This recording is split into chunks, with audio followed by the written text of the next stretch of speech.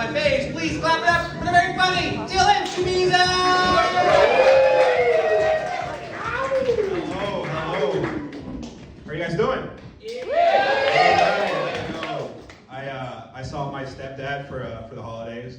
It was nice, and I told him this thing that I saw on the TV. I said, the only thing better than having a boat is knowing a guy who has a boat. And he loved that. He lost his shit. He loved it so much. That's when I realized that, like, for old men, like, folksy wisdom, like, that's like rap lyrics to them. Like, they get so pumped, you know? Like, if you tell them, like, old white men react to, like, Churchill quotes the way young white men react to Drake lyrics. You know what I mean? Like, okay, undisputed goat much?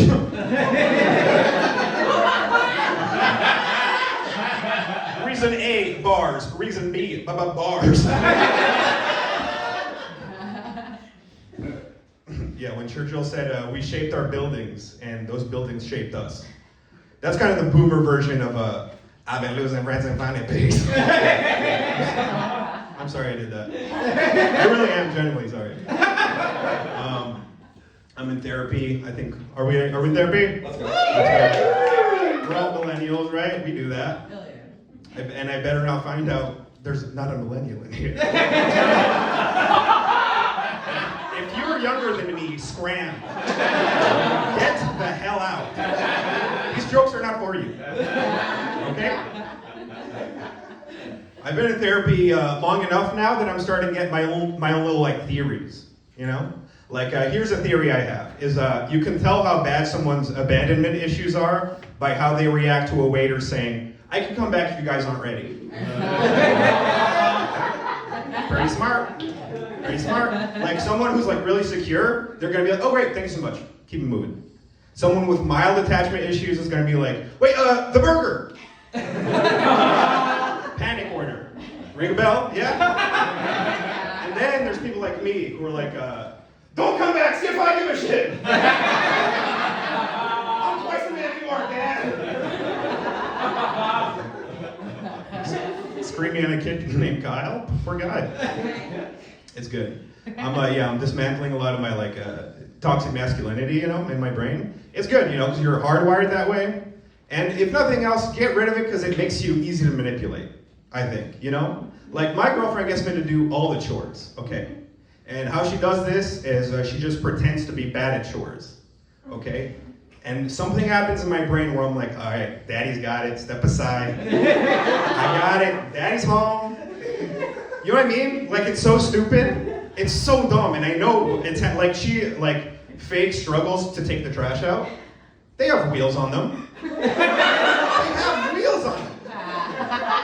But I see her like, oh, it's so heavy. And I'm like, hey, is that guy bothering you? You okay over there, babe? And then I take out the trash. It's a perfect system. The other day, there's no bullshit. The other day, she's in the kitchen, okay, and she texts me, hey, honey, can you come in here and reach something? Again, she's 5'9". She can reach everything in there. Again, intellectually, I understand that. But for some reason, the second I walked in there, I was like, well. This looks like a job for the biggest guy you've ever seen.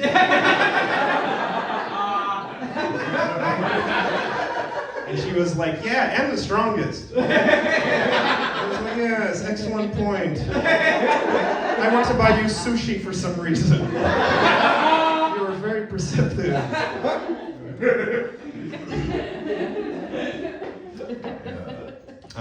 Yeah, man. I like this lady, it's nice, but before this relationship, I used to get really nervous, you know, especially the first time, like, having sex with someone. I was so nervous, and, so I had to get drunk, and then, you're just perfect cocktail, so I just couldn't come. I'll just spit it out. I had to fake come a couple of times, okay? So, listen.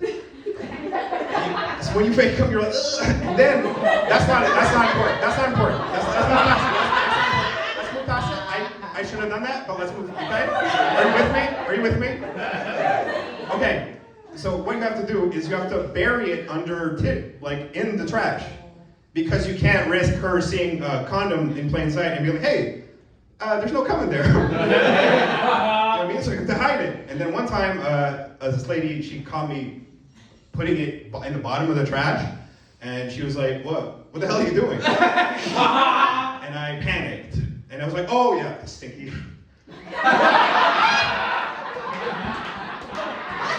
I'm the dumbest man. Like the worst lie. Could have said anything. Could have said Prozac. Could have said, hey, sorry. What could have said a million things, but no. And it hurt because she believed me.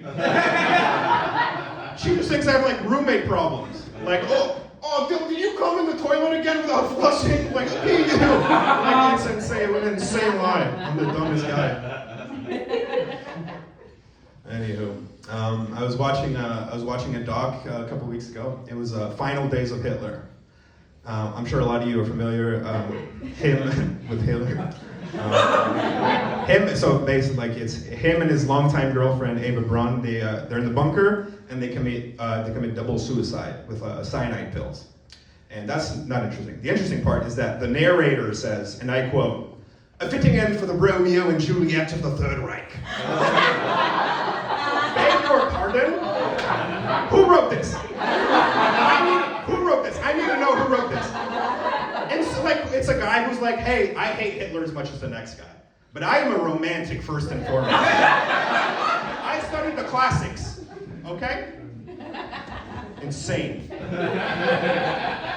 I said that on stage a couple days ago, and then my friend, she came up to me after, and she was like, oh wow, I didn't realize they weren't married. Yeah, Hitler's like a bad guy. You think, like, Nazis sold famously a bunch of gold and art. You don't think he's going to steal Ava's Goodyears? Are you insane?